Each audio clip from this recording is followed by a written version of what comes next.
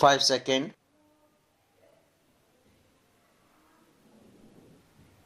Start.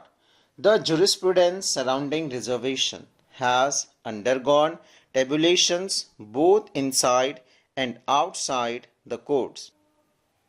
Two crucial issues have dominated the jurisprudential debate, identifying the model of equality espoused by the Constitution and the interplay of equality with efficiency or merit.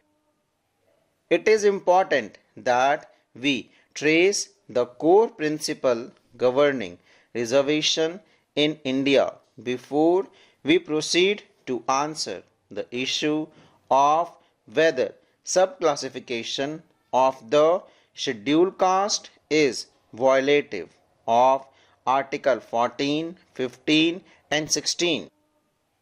This would enable us to analyze whether subclassification furthers the constitutional promises of equality. The purpose of the equal opportunity principle in Article 16(1) and the reservation provision in Article 16(4) has emerged as a focal point of the jurisprudence on reservation in this court. A decision of the journey of the competing model of equality and the court has espoused and their evolution over the course of the year is necessary to understand the constitutional vision on equality.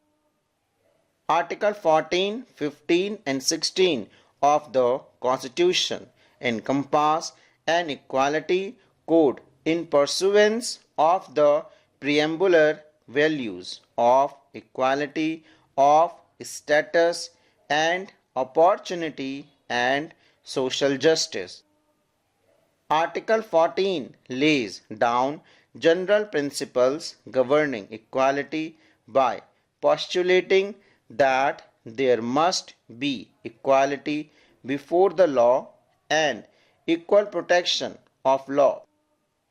In its formative year, this court interpreted Article 14 through the lens of the classification doctrine, which is premised on the recognition that formal equality in law, by which every person, irrespective of their circumstances, is treated alike, does not translate to factual equality. The underlying foundation of this doctrine is that two persons who are not similarly situated cannot be treated alike. Article 15(1) and 16(1) were viewed as an elucidating of the equality principle housed in Article 14. However, the court were reticent in applying the doctrine of reasonable classification and its underlying assumption that not all persons and not all situations are alike to the realm of reservation. The reason for the hesitation was that the means adopted, that is, reservation, were understood to not have relevance to securing equality of opportunity, which was defined in terms of formal equality and efficiency. In the state of Madras, now Tamil Nadu, seat in medical and engineering colleges were apportioned among different groups in the proportion set forth in a government order called the Communal Go.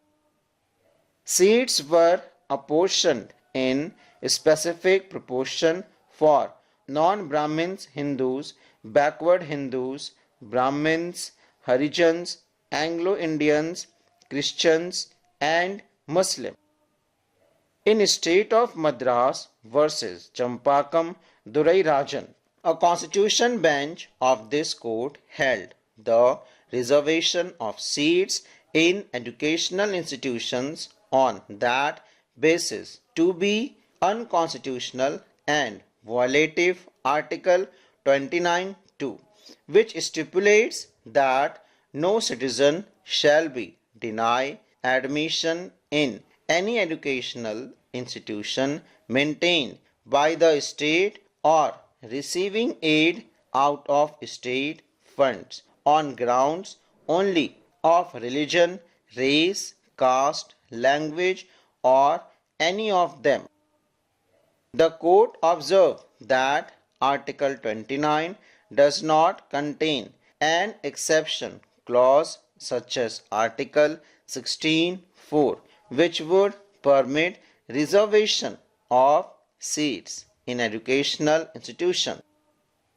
The state of Madras also notified that vacancies to the post of district munsif would be filled on the basis of the communal go.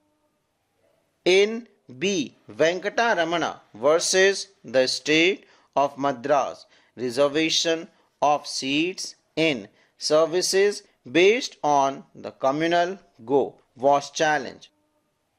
The Constitution Bench observed that Article 16(4) permits the state to make provisions for backward classes in the services if they are not adequately represented in the opinion of the state, and that only Harijan and the backward Hindus can be considered as backward classes.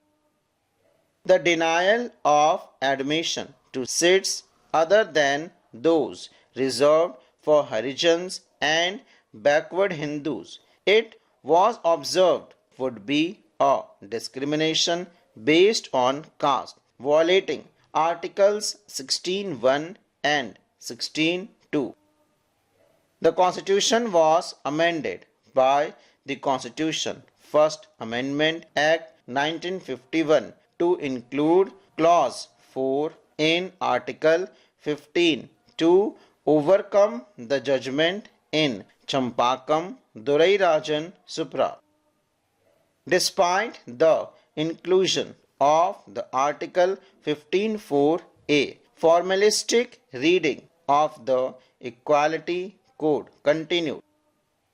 In Balaji versus State of Mysore, this court observed that Article 15(4) and 16(4) are special provisions, or in other words, an exception to the principle of equality, while prescribing a cap of 50% on the total seats to be reserved.